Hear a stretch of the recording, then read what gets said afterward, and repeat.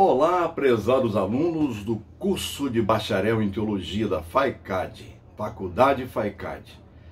Esta é a aula de número 5 da nossa matéria Teologia e Ecologia.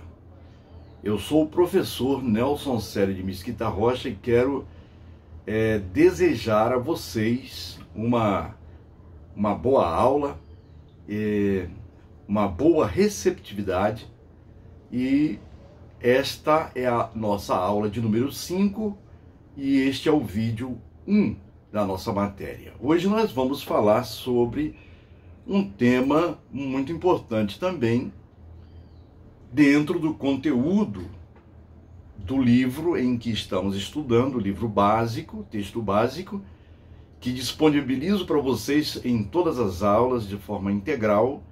E hoje vamos falar sobre o homem em sociedade, uma cidade de irmãos.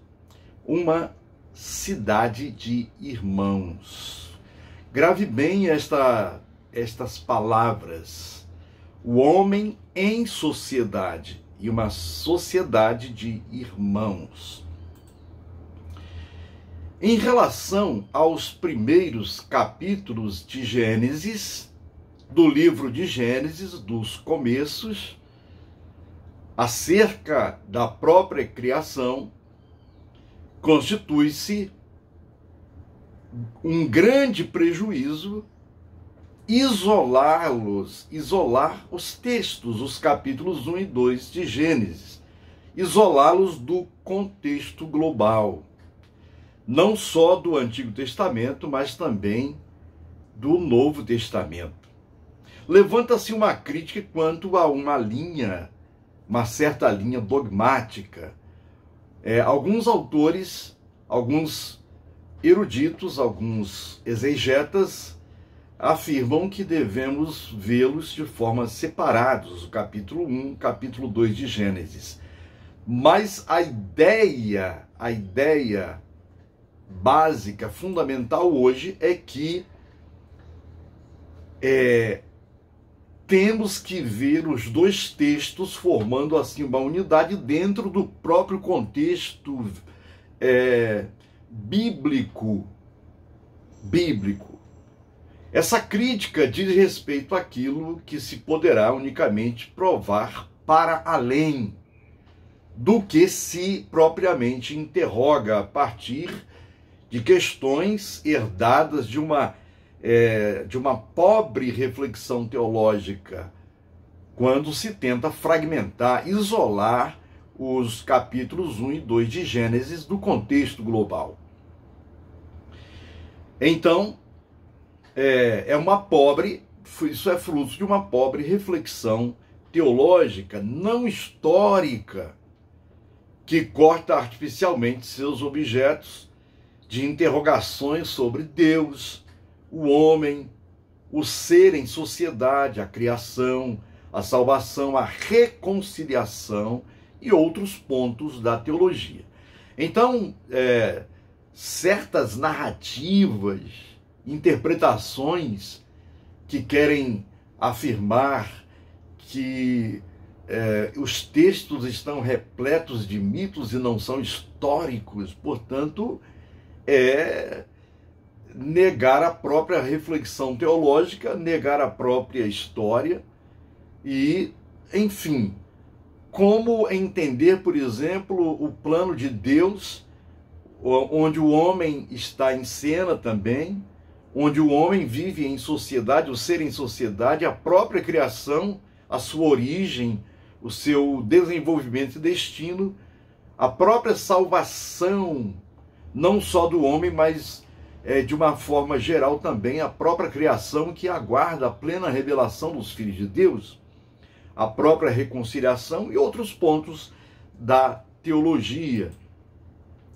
É necessário entender que antes de toda uma leitura passada da história e dos textos das origens, há uma interdependência profunda e singular entre essa literatura canônica.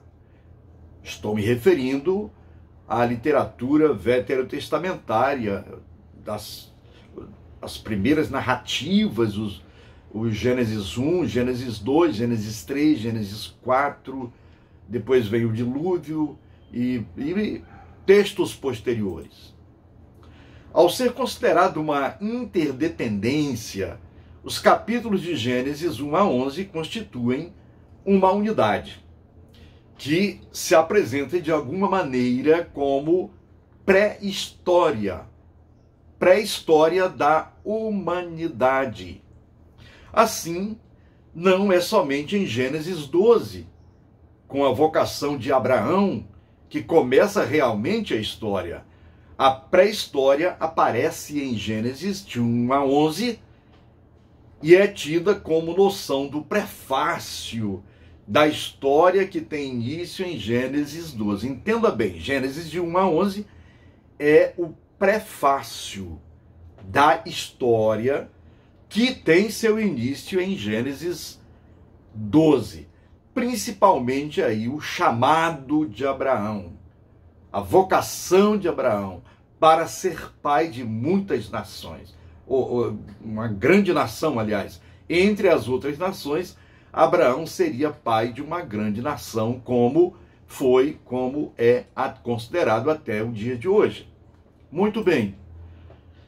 Então é preciso ser considerado uma interdependência. Gênesis 1 a 11 é o prefácio da história. Estou repetindo de propósito, para que fique bem claro, que fique bem patente na mente de vocês. Então, Gênesis de 1 a 11 é o prefácio da história, e Gênesis 12 em diante é a própria história. É fundamental entender isso, compreender isso, entender isso. O homem é percebido primeiramente como homem em sociedade, no pleno exercício do seu trabalho, na construção de cidades, em tomadas também com a violência e com o poder. Gênesis 4 e 11, especificamente.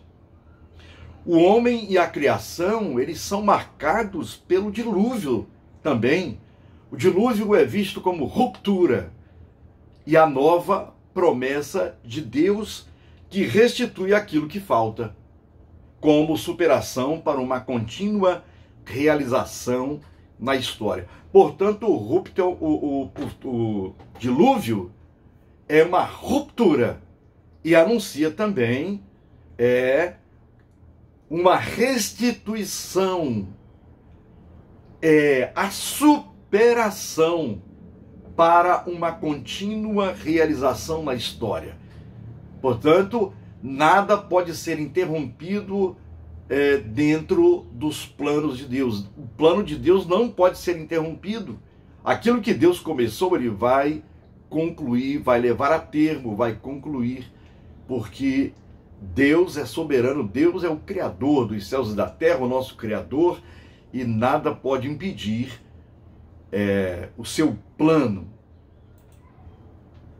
Assim se percebe o amor de Deus pela humanidade, no sentido de que os planos estabelecidos não podem ser interrompidos.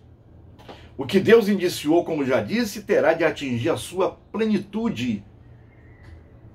E nem mesmo, gravem bem isto, e nem mesmo a desobediência do homem pode interromper o agir do Criador em sua ação salvífica. Agindo Deus, portanto, quem impedirá? Então, nem mesmo a desobediência do homem pode interromper o agir de Deus, o agir do Criador, o agir do Eterno em sua ação sempre salvífica. É muito importante compreender isto. No próximo vídeo, que será o vídeo de número 2 da nossa aula 5, nós vamos ver aqui que o homem foi criado para viver em sociedade, uma sociedade de irmãos e irmãs. Até lá, então.